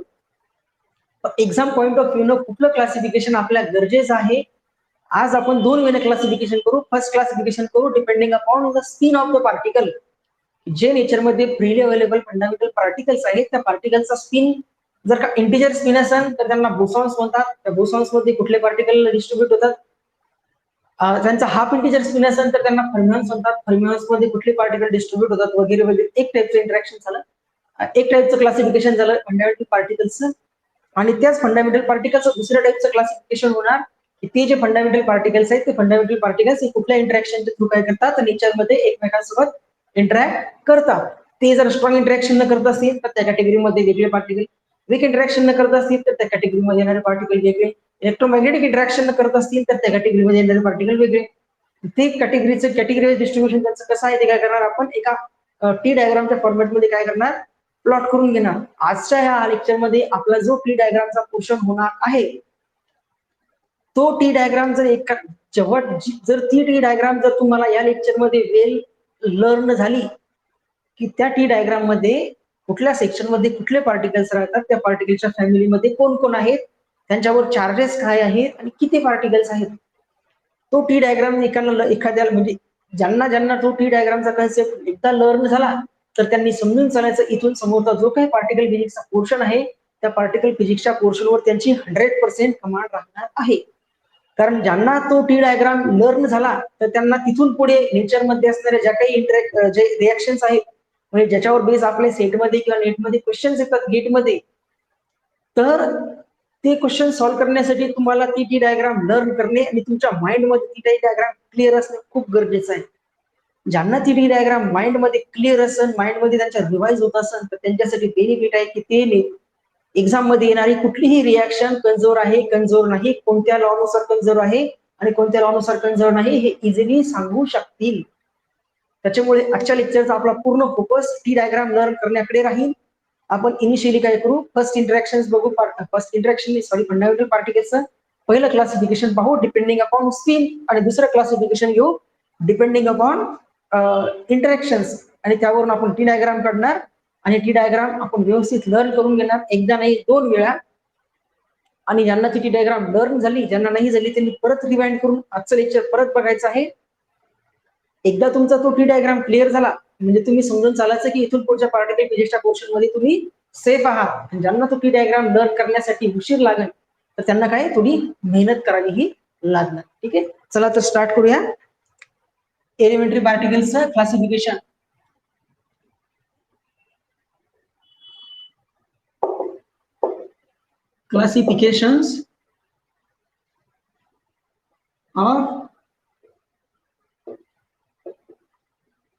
Classifications of elementary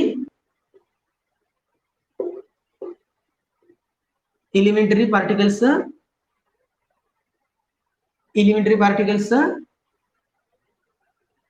classification.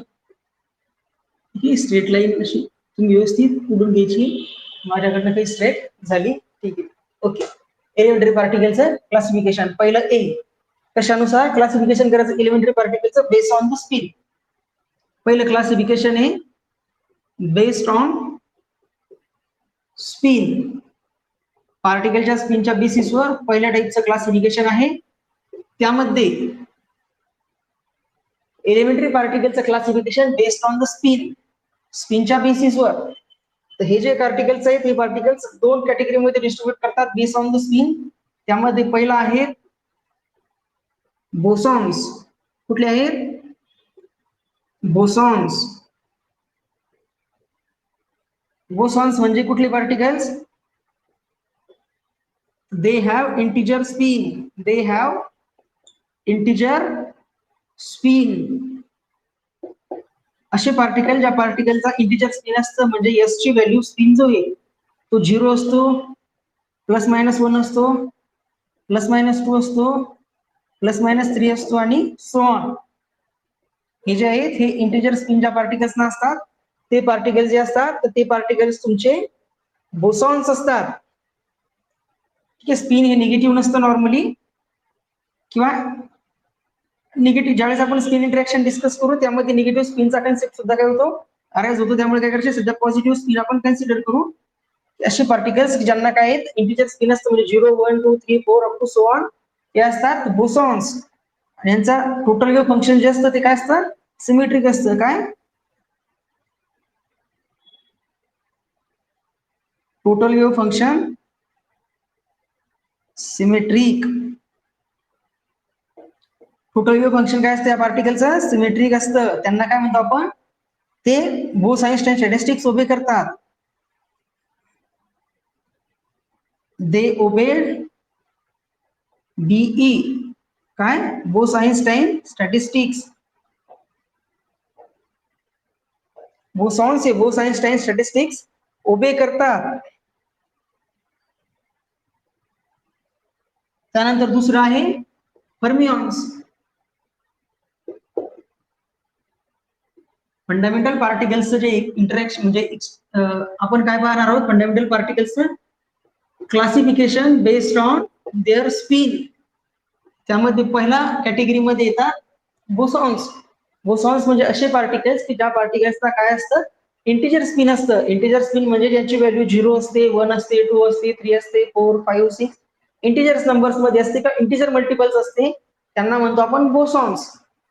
हे जे बोसॉन्स पार्टिकल असतात ते बोसॉन्स पार्टिकल काय करतात, तर बोस आइन्स्टाईन स्टॅटिस्टिक्स मधला जो बोस आइन्स्टाईनचा डिस्ट्रीब्युशन लॉ आहे, तर बोस आइन्स्टाईनचा डिस्ट्रीब्युशन लॉ हे बोसॉन्स पार्टिकल काय करतात, उभे करतात. सोबतच त्या बोसॉन पार्टिकलचं जे काही आहे काय, त्या बोसॉन पार्टिकलचं जे टोटल वेव्ह फंक्शन असतं, टोटल वेव्ह फंक्शन काय असतं, सिमेट्रिक असतं. त्यानंतर दुसरा कॅटेगरी आहे फर्मियॉन्स. फर्मियॉन्स म्हणजे कुठले असतात की त्यांना हाफ इंटिजर स्पिन असतं. They have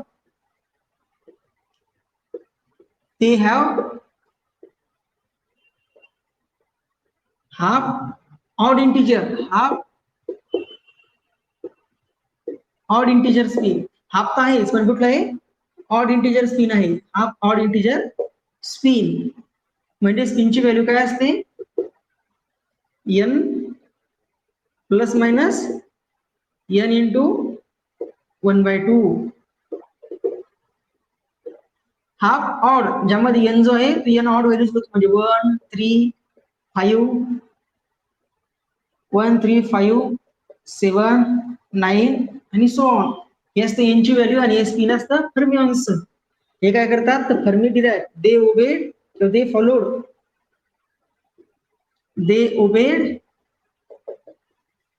Fermi Dirac statistics. Fermi Dirac statistics ते उभे करतात. त्यानंतर हे काय, त्यांचं टोटल वेव्ह फंक्शन काय असतं, total wave function antisymmetric. Total wave function अँटीसिमेट्रिक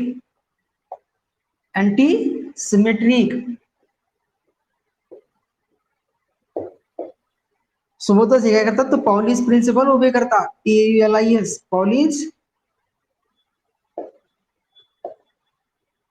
principal उभे. फर्मियॉन्स पॉलिस प्रिन्सिपल पण काय करतात, उभे करतात. हे झालं फंडामेंटल पार्टिकलचं इंटरॅक्शन, जे की कशानुसार केलं आपण, तर हे झालं फंडामेंटल पार्टिकलचं interaction depending upon which types of spin they have. त्यांचा स्पिन इंटिजर आहे तर त्यांना बोसॉन्स म्हणतो आपण, आणि बोसॉन्स रिलेटेड या 2-3 प्रॉपर्टीज आहेत. हे इंटरॅक्शनचं आहे फर्मियॉन्स आणि बोसॉन्सच्या बेसिसवरचं. हे इंटरॅक्शन वर बेस आपल्याला न्यूक्लिअर फिजिक्स मध्ये क्वेश्चन येणार नाही. आपल्या न्यूक्लिअर फिजिक्स मध्ये जे काही क्वेश्चन्स अराईज होणार आहेत ते क्वेश्चन्स होणार आहेत. आपण याच्या समोर जे काही इंटरॅक्शन घेणार त्याचं टी डायग्राम काढणार, त्या टी डायग्राम वर बेसिस तुमचं इंटरॅक्शन्स वर जे क्वेश्चन्स येणार. बट हे इंटरॅक्शन्स एका या बेसिसवर सुद्धा पार्टिकल हे काय होऊ शकतात, क्लासिफाईड होऊ शकतात. म्हणून आपण काय केलंय, पार्टिकलचं क्लासिफिकेशन इथं घेतलेलं आहे डिपेंडिंग अपॉन कशावर, त्यांचा स्पिन. तुम्ही काय करायला, पॉज करून फर्मियॉन्स आणि बोसॉन्स कॅटेगरी त्यांचं स्पिन डिपेंडिंग अपॉन स्पिन हे डिस्ट्रीब्युशन लिहून घ्या. त्यानंतर नेक्स्ट डिस्ट्रीब्युशन जे पाहणार आपण ते डिपेंडिंग अपॉन देअर इंटरॅक्शन्स आणि त्याची टी डायग्राम आहे. ती टी डायग्राम आपल्या या लेक्चरचा मेन काय आहे, तर हार्ट हे मेन कंटेंट आहे जो आपल्याला काय करायचा आहे, लर्न करायचा आहे. आणि शक्यतोवर तो पूर्णच्या पूर्ण टी डायग्राम तुमच्या माइंड मध्ये विदिन 5 to 10 सेकंड मध्ये लगेच डायग्राम लगेच अशी उभी झाली पाहिजे. इतक्या लेवल पर्यंत त्याला काय करायची, प्रॅक्टिस करायची. ज्यांना टी डायग्राम व्यवस्थित लक्षात राहिली त्यांनी समजून घ्यायचं आपण पार्टिकल फिजिक्सच्या पोर्शन मध्ये सेफ आहोत. ठीक आहे, याकडे तुम्ही व्हिडिओ पॉज करून यांचे इंटरॅक्शन्स सॉरी क्लासिफिकेशन फंडामेंटल पार्टिकल्सचं नोट करून घ्या. त्यानंतर आपण आता काय करणार, दुसऱ्या कॅटेगरीमध्ये क्लासिफिकेशन करणार फंडामेंटल पार्टिकल्सचं, आणि ते दुसरं क्लासिफिकेशन होणार बेस्ड ऑन देअर इंटरॅक्शन. आणि आपण टी डायग्राम ड्रॉ करणार, त्यासाठी आपल्याला क्वेश्चन इरेज करावा लागेल.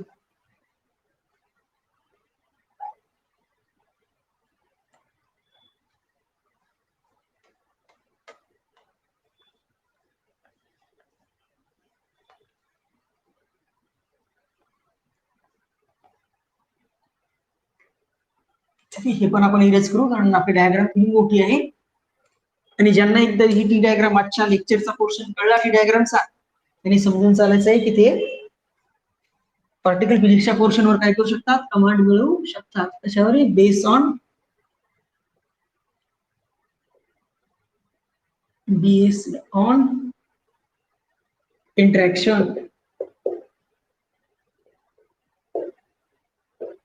इंटरॅक्शनच्या बेसवर पार्टिकल्सचे क्लासिफिकेशन आहेत.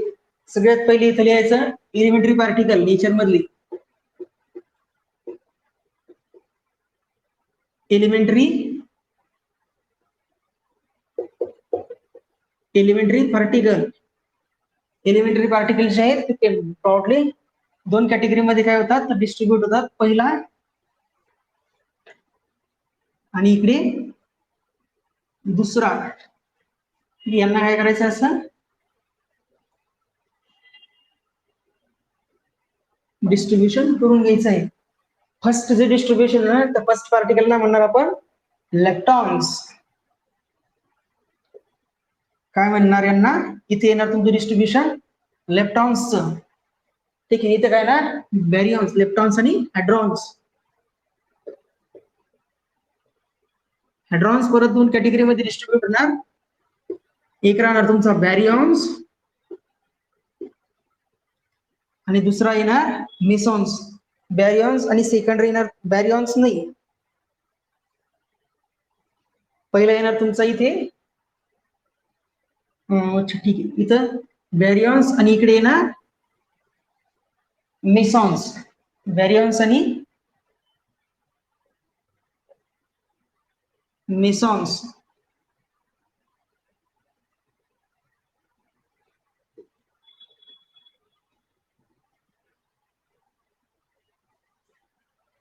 एलिमेंटरी पार्टिकल लेप्टॉन आणि हायड्रॉन्स मध्ये दोन कॅटेगरीमध्ये क्लासिफाईड होतात. लेप्टॉन मध्ये परत 3 इलेक्ट्रॉन पार्टिकल्स आहेत. त्यामधला पहिला आहे एक आहे इलेक्ट्रॉन. याच्यामध्ये दोन आहे इलेक्ट्रॉन ई निगेटिव्ह त्याचा अँटी पार्टिकल ई पॉझिटिव्ह. दुसरा आहे म्यू निगेटिव्ह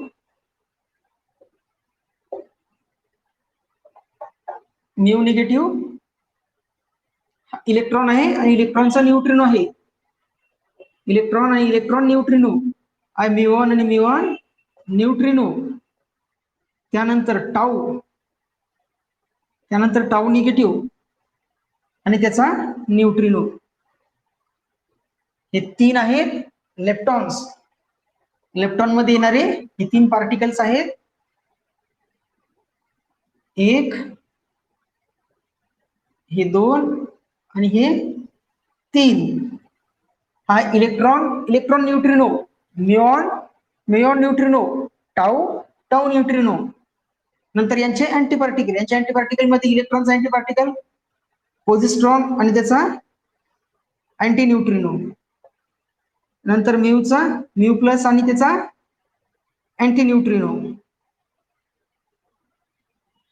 नंतर टाऊ प्लस आणि त्याचा अँटी न्यूट्रिनो. हे जे आहेत टोटल हे सर्वच्या सर्व काय आहेत तर लेप्टॉन फॅमिलीमध्ये येणारे हे इलेक्ट्रॉन म्यूऑन आणि टाऊ हे 3 पार्टिकल आणि त्यांचे तिन्हीचे अँटीपार्टिकल्स. हा electron neutrino mu neutrino tau neutrino. इलेक्ट्रॉनचा अँटीपार्टिकल पोझिस्ट्रॉन म्यूऑनचा अँटीपार्टिकल अँटी म्यूऑन टाऊचा अँटीपार्टिकल अँटी टाऊ आणि हे त्यांच्या न्यूट्रिनोजचे अँटी न्यूट्रिनोज. हे झाली लेप्टॉन फॅमिली कंप्लीट. लेप्टॉन मध्ये फक्त एवढेच आहेत 3 पार्टिकल आणि त्यांचे अँटी पार्टिकल. ही झाली लेप्टॉन फॅमिली कंप्लीट. त्यानंतर आता हॅड्रॉन फॅमिलीमध्ये मेसॉन्स मध्ये 3 मेसॉन्स, एक पायॉन, कायॉन आणि सिग्मा. मेसॉन्स मध्ये कुठले आहेत एक आहेत पायॉन्स मध्ये पाय प्लस, पाय 0, पाय मायनस या आहेत पायॉन्स. विजिबल आहे. यांना थोडं इकडे घ्यावं लागेल.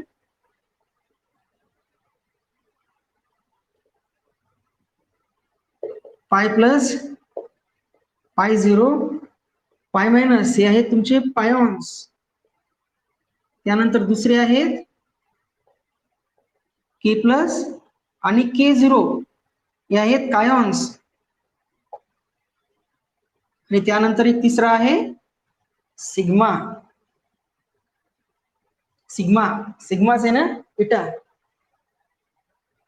सिग्मा नाही म्हणत त्याला, काय म्हणतात इटा. त्याला म्हणतात इटा.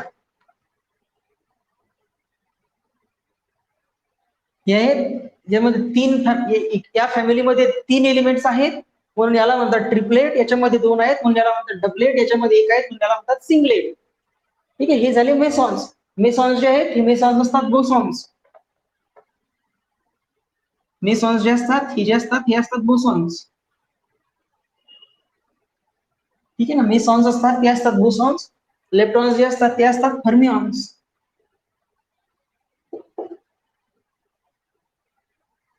त्यानंतर बॅरियॉन्स. बॅरियॉन्स जे आहेत बॅरियॉन्स परत काय होतात तर 2 याच्यामध्ये डिस्ट्रीब्यूट होतात. एक असतात न्यूक्लियॉन्स आणि दुसरे असतात हॅपरॉन्स. बॅरियॉन्स जे आहेत बॅरियॉन्स 2 याच्यामध्ये परत डिस्ट्रीब्यूट होतात.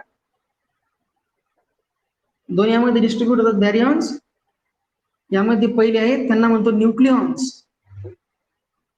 न्यूक्लियॉन्स हे पण काय आहेत spin half particle S is equal to half, म्हणजे हे पण काय आहेत फर्मिऑन्स आहेत. आणि या न्यूक्लियॉन्स मध्ये असतात तुमचा न्यूट्रॉन आणि प्रोटॉन. न्यूट्रॉन आणि प्रोटॉन हे काय आहेत न्यूक्लियॉन्स आहेत जे काय आहेत न्यूक्लियस मध्ये प्रेझेंट असतात. न्यूट्रॉन आणि प्रोटॉन हे पण काय आहेत 2च आहेत म्हणून डबलेट आहेत. त्यानंतर इथं असतात न्यूक्लियस, एक झाला न्यूक्लियस, दुसरा आहे हॅपरॉन्स. हॅपेरॉन, न्यूक्लियॉन्स आणि नंतर हॅपेरॉन. हॅपेरॉन जे आहेत हॅपेरॉन परत काय होतात तर 3 फॅमिलीमध्ये डिस्ट्रीब्यूट होतात. हॅपेरॉन काय होतात तर 3 कॅटेगरीमध्ये डिस्ट्रीब्यूट होतात. हॅपेरॉन मध्ये आणखी कुठले कुठले आहे तर एक आहे सिग्मा, सिग्मा प्लस, सिग्मा 0 आणि सिग्मा मायनस. याचं नाव आहे सिग्मा. ठीक आहे ना, सिग्मा. त्यानंतर हॅपेरॉन्स मध्ये सेकंड आहे कास्केड, 0 आणि कास्केड प्लस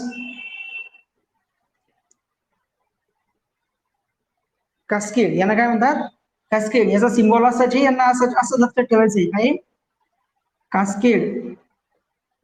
हे काय आहे डबलेट आहे. त्यानंतर काय आहे हे झाले कास्केड. त्यानंतर थर्ड वन आहे सिग्मा, आहे ओमेगा. सिग्मा नाही काय ओमेगा, ओमेगा, ओमेगा. आणि त्यानंतर आहे एक लॅम्बडा.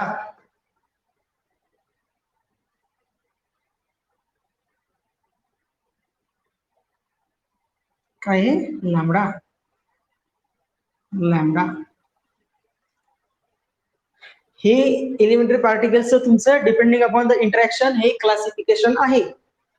ठीक आहे, एकदा परत बघून घ्या. हे क्लासिफिकेशन काय करायचं आपल्याला व्यवस्थित लर्न करायचं आहे. ज्यांना हे क्लासिफिकेशन व्यवस्थित लर्न झालं त्यांनी समजून चालायचं आहे की त्यांना इथून पुढे येणारा पार्टिकल फिजिक्सचा जो पोर्शन आपण डिस्कस करणार आहोत त्या पोर्शन मध्ये ते काय आहेत सेफ आहेत.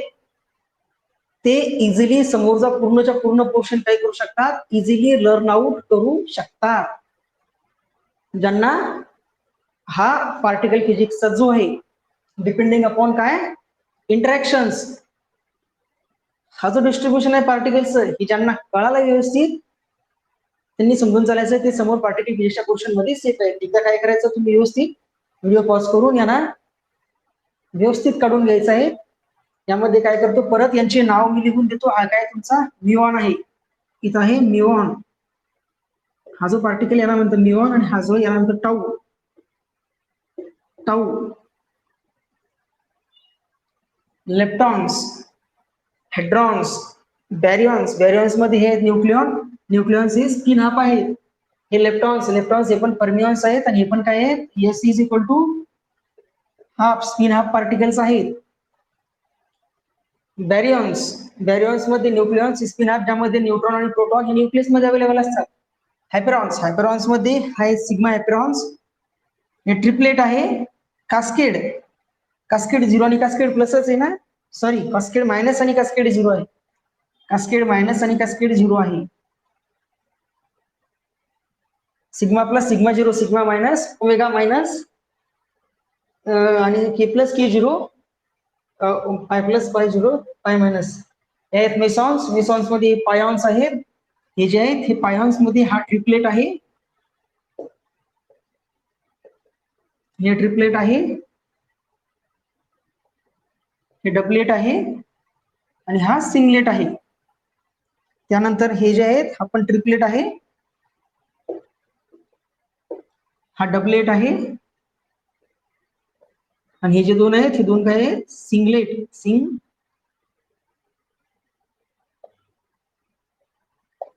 सिंगलेट आहेत ही दोन. त्यानंतर हा जो आहे हा पण काय आहे, डबलेट आहे. काय आहेत, डबलेट आहेत. हे ट्रिपलेट, हे डबलेट, तो सिंगलेट, हे ट्रिपलेट, हा डबलेट, हे दोन सिंगलेट. न्यूक्लियॉन सुद्धा काय आहेत, डबलेट आहेत. ही झालं तुमचं एलिमेंटरी पार्टिकलचं डिस्ट्रीब्युशन. बघा एलिमेंटरी पार्टिकल मेजर दोन कॅटेगरीमध्ये डिस्ट्रीब्युट झाले. फर्स्ट कॅटेगरीमध्ये आले लेप्टॉन्स. फर्स्ट कॅटेगरीमध्ये आले पार्टिकल्स, त्यांना म्हणतो आपण लेप्टॉन्स. फर्स्ट कॅटेगरी मधले पार्टिकल्स लेप्टॉन. लेप्टॉन मध्ये 3 इलेक्ट्रॉन्स इन्व्हॉल्व झाले. एक इलेक्ट्रॉन निगेटिव्ह म्हणजे इलेक्ट्रॉन आणि त्याचा न्यूट्रिनो, म्युऑन त्याचा न्यूट्रिनो, टाऊ आणि त्याचा न्यूट्रिनो. हे 3 लेप्टॉन. हे 3 लेप्टॉनचे अँटी पार्टिकल्स, इलेक्ट्रॉनचा अँटी पार्टिकल पॉझिट्रॉन, इलेक्ट्रॉन न्यूट्रिनोचा anti electron neutrino, muon plus त्याचा अँटी म्युऑनचा अँटी न्यूट्रिनो, टाऊ प्लस त्याचा अँटी न्यूट्रिनो. ही झाली तुमची पूर्ण लेप्टॉन फॅमिली.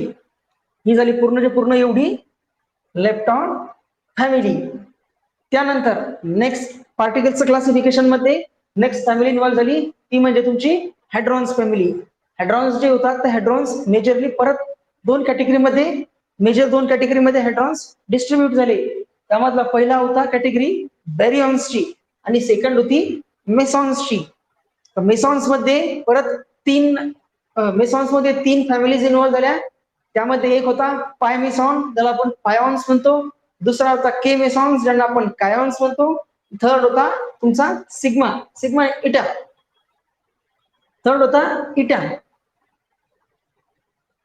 पाय मेसॉन्स जे आहेत त्यांना आपण पायॉन्स म्हटलं. ते ट्रिपलेट आहे ज्यामध्ये 3 पार्टिकल्स इन्व्हॉल्व होतात. 3 पार्टिकल कोणते, पाय प्लस, पाय झिरो आणि पाय मायनस. पाय प्लस म्हणजे पॉझिटिव्ह चार्ज असणारा पायॉन्स, पाय झिरो म्हणजे न्यूट्रल चार्ज असणारा पायॉन्स आणि पाय मायनस म्हणजे -1 चार्ज असणारा पायॉन्स. त्यानंतर कायॉन्सच्या फॅमिलीमध्ये 2 कायॉन्स इन्व्हॉल्व झालेले आहेत. त्या 2 कायॉन्स मध्ये एक कायॉन्स आहेत के प्लस, दुसरा कायॉन्स आहेत के झिरो. हे काय सेकंड मेसॉन्स आहेत. आणि मेसॉन्स हे काय तुमचे बोसॉन्स आहेत, ज्यांचा काय असतो स्पिन 1 असतो. बोसॉन्स आहेत ज्यांचा स्पिन काय आहे 1, स्पिन 1 बोसॉन्स आहेत ते. त्यानंतर इटा पार्टिकल हा सिंगलेट आहे. पायॉन्स जे आहेत ते ट्रिपलेट आहे. कायॉन्स जे आहेत ते डबलेट आहे. डबलेट म्हणजे एका फॅमिलीमध्ये फक्त 2 मेंबर आहे. अँटी पार्टिकल्स मध्ये सुद्धा 2 मेंबर्स राहतात. ही झाली डबलेट फॅमिली. ट्रिपलेट मध्ये पाय प्लस, पाय झिरो, पाय मायनस. ही काय ट्रिपलेट म्हणजे एका फॅमिलीमध्ये 3 पार्टिकल्स आहेत. इटा काय सिंगलेट म्हणजे एकटाच आहे. हे झालं हायड्रॉन्स मध्ये. मेसॉन्स नंतर हायड्रॉन्स मध्ये सेकंड कॅटेगरीचं डिस्ट्रीब्युशन झालं ते म्हणजे बॅरियॉन्स. सेकंड झालं ते म्हणजे बॅरियॉन्स. आता बॅरियॉन्स मध्ये फर्स्ट एक डिस्ट्रीब्युशन झालं ते म्हणजे न्यूक्लियॉन्स. आपण आता न्यूक्लियर फिजिक्स मध्ये आतापर्यंत ते शिकलेलो आहे की न्यूक्लियन्स मध्ये कुठले पार्टिकल्स इन्व्हॉल्व होतात. तर न्यूक्लियन्स मध्ये असतात प्रोटॉन आणि न्यूट्रॉन. आणि आपल्याला माहिती आहे प्रोटॉन आणि न्यूट्रॉन काय करतात, तर हाफ स्पिन कंटेन करतात. हाफ स्पिन म्हणजे फर्मिऑन्स आहेत ज्यांचा स्पिन काय हाफ आहे. आणि त्यामध्ये 2 पार्टिकल्स आहेत, एक आहे न्यूट्रॉन आणि दुसरा आहे प्रोटॉन, जे काय डबलेट फॅमिली आहे. बॅरियॉन्स कॅटेगरीमध्ये दुसरं जे डिस्ट्रीब्युशन होतं ते म्हणतात हॅपरॉन्स. दुसरे होते ते म्हणजे हॅपरॉन्स मध्ये परत 4 पार्टिकल हॅपरॉन फॅमिलीमध्ये डिस्ट्रीब्युट असतात. त्यामध्ये पहिला आहे सिग्मा मध्ये तुमचा sigma plus, sigma zero, sigma minus. हे काय ट्रिपलेट फॅमिली आहे हॅपरॉन्सची. त्यानंतर परत दुसरी फॅमिली इन्व्हॉल्व होती ती म्हणजे कास्केड्सची. कास्केडचा सिम्बॉल बघून घ्या. हा कास्केडचा सिम्बॉल जसा दिलेला आहे तसाच काढायचा आहे आणि तसाच काय येणार आहे तुमचा एक्झाम मध्ये क्वेश्चन अशाच टाईपचा असणार आहे. आता याचं नाव मी आहे, प्रत्येक फॅमिली मेंबर्सची नावं मी त्याच्या खाली लिहून दिलेलं आहे जेणेकरून तुम्हाला रीड करताना त्याच्याबद्दल कन्फ्युजन होणार नाही. सिम्बॉल असाच काढायचा आहे, पण याला रीड कसं करायचं आहे, कास्केड काय डबलेट आहे, त्यामध्ये कास्केड मायनस आणि कास्केड झिरो हे काय पार्टिकल्स आहेत. त्यानंतर आहे ओमेगावर पण चार्ज कोणता आहे मायनस, ओमेगा मायनस, आपण काय सिंगलेट आहे. त्यानंतर दुसरा कोणता आहे लांबडा लॅम्बडा म्हणजे तुमचा ट्रायंगल आणि त्याच्यावरती आर्मस्ट्रॉंगचा सिम्बॉल. लॅम्बडा तुमचा ओमेगा मायनस आणि लॅम्बडा 0 हे काय तर सिंगलेट आहे. तर तुम्हाला काय करायचंय, हा जो एलिमेंटरी पार्टिकलचा क्लासिफिकेशन आहे लेप्टॉन्स आणि बॅरियॉन्स मध्ये, लेप्टॉन्स आणि हेड्रॉन्स मध्ये. लेप्टॉन मध्ये 12 एलिमेंट, हेड्रॉन्स मध्ये परत बॅरियॉन्स आणि न्यूक्लियॉन्स, बॅरियॉन्स आणि मेसॉन्स, बॅरियॉन्स हेड्रॉन्स मध्ये बॅरियॉन्स आणि मेसॉन्स, बॅरियॉन्स आणि मेसॉन्स, मेसॉन्स मध्ये परत 3 पायॉन्स, कायॉन्स आणि इटा.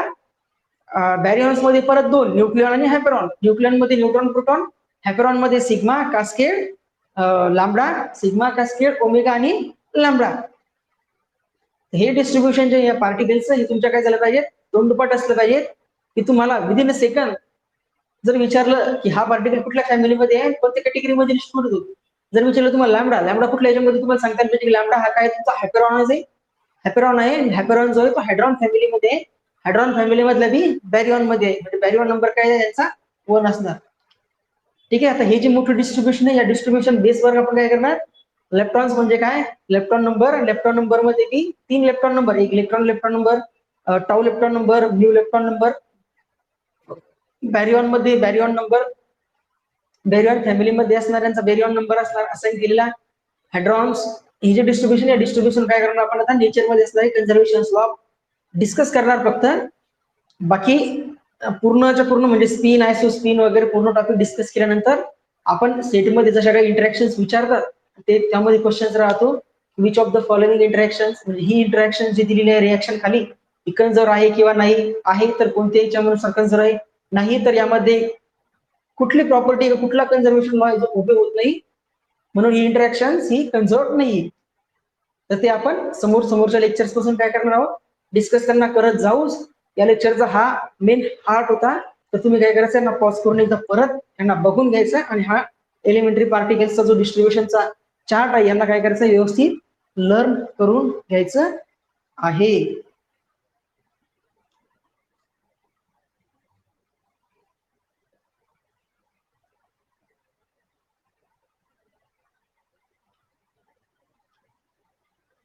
त्यानंतर आता इंटरॅक्शन्स मध्ये हे जे इलेक्ट्रॉन्स आहेत, इलेक्ट्रॉन्स कोणत्या इंटरॅक्शन्स मध्ये हे करतात पार्टिसिपेट. तर हे पार्टिसिपेट करतात तुमचे electromagnetic,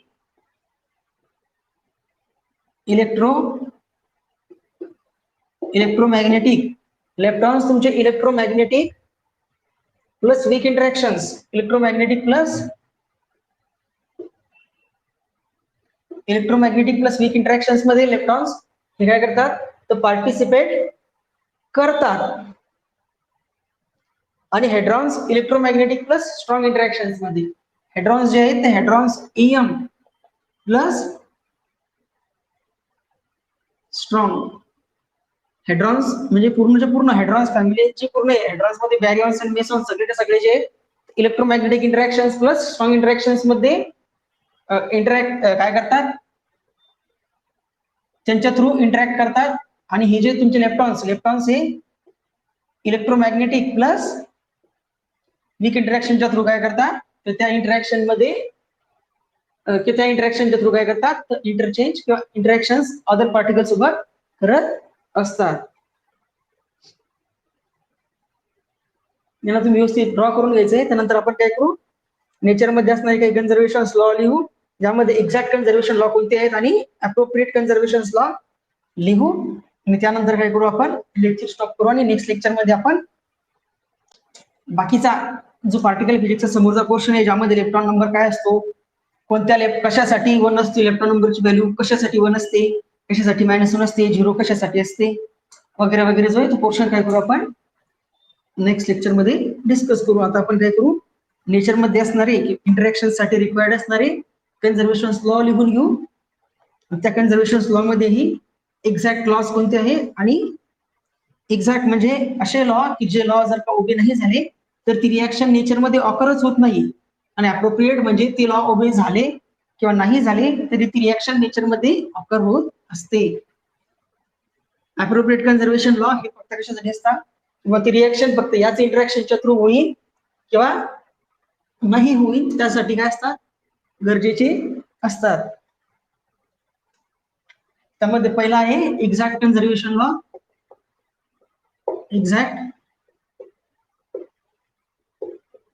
exact conservation law. Exact conservation law मध्ये पहिला आहे एनर्जी कन्झर्वेशन.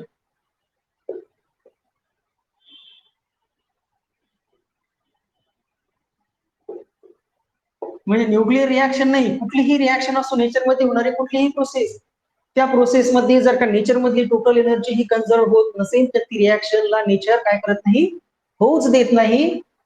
म्हणून कन्झर्वेशन ऑफ एनर्जी हा काय तर एक्झॅक्ट कन्झर्वेशन लॉच्या अंडर येणारा पहिला लॉ आहे की हा लॉ कुठलीही रिॲक्शन काय केला पाहिजे, ओबे केलाच पाहिजे. त्यानंतर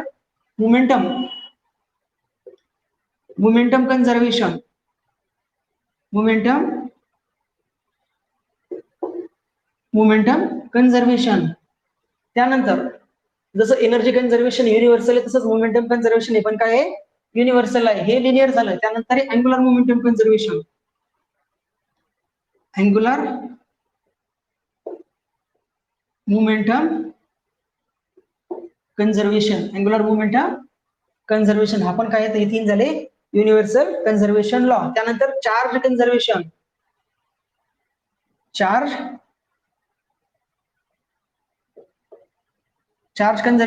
कन्झर्वेशन मध्ये बी कोणता एक आहे इलेक्ट्रॉनिक चार्ज. म्हणजे कुठल्याही दोन पार्टिकल्सच्या रिएक्शन जर इन्व्हॉल्व असतील तर त्या रिएक्शनच्या left hand side right hand साईडला असणारा टोटल इलेक्ट्रॉनिक चार्ज काय असला पाहिजे, इक्वल असला पाहिजे. त्यानंतर इलेक्ट्रॉनिक चार्ज. आता इलेक्ट्रॉनिक चार्ज वगैरे काय असतो जेव्हा आपण इंटरॅक्शन घेऊ त्यावेळेस काय करू, व्यवस्थित डिटेलमध्ये आपण त्यांना समजून घेऊ. त्यानंतर दुसरा आहे बॅरिओनिक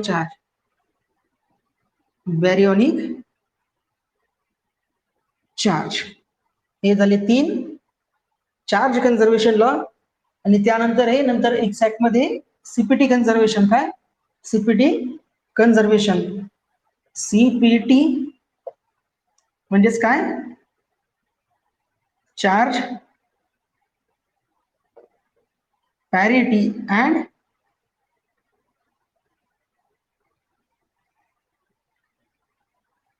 time reversal. CPT conservation.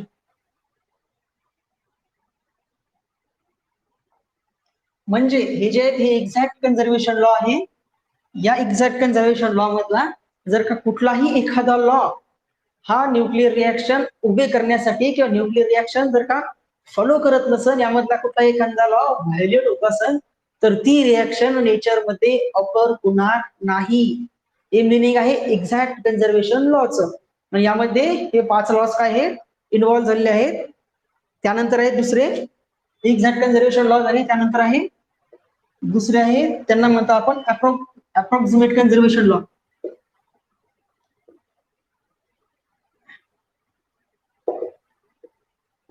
Approximate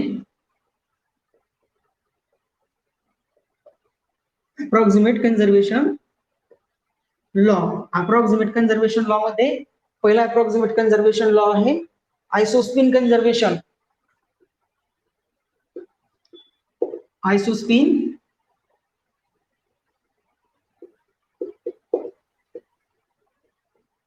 आयसोस्पिन conservation. त्यानंतर सेकंड आहे आयसोस्पिन कन्झर्वेशन. हा अप्रॉक्सिमेट कन्झर्वेशन लॉ म्हणजे दोन मटेरियल पार्टिकल्सची जर का रिएक्शन होत असेल तर त्यामध्ये हे सर्वच्या सर्व लॉ उभे होत असेल आणि आयसोस्पिन सुद्धा उभे होत असेल तरी ती रिएक्शन होते. हे लॉ उभे होत आहे. आयसोस्पिन कन्झर्व होत नसेल तरी ती रिएक्शन काय होती, नेचरमध्ये ऑकर होती. म्हणजे काय अप्रॉक्सिमेट कन्झर्वेशन लॉ आहे. त्यामधला पहिला आहे आयसोस्पिन कन्झर्वेशन लॉ. त्यानंतर थर्ड कंपोनंट ऑफ आयसोस्पिन.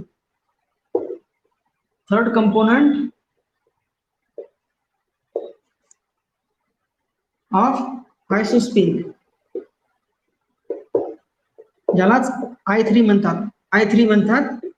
आता थर्ड कंपोनंट ऑफ आयसोस्पिन म्हणजे काय हे आपण नेक्स्ट लेक्चर मध्ये डिटेलमध्ये डिस्कस करणार आहोत. त्यामुळे तुम्ही काय करायचं बघ त्यांना कन्झर्वेशन लॉज मध्ये लिहून घ्यायचं. त्यानंतर आहे strangeness conservation law. Strangeness means capital S conservation. Strangeness conservation आपण काय आहे तर अप्रॉक्सिमेट कन्झर्वेशन लॉ आहे तुमचा. त्यानंतर आहे चार्ज पॅरिटी कन्झर्वेशन. सीपी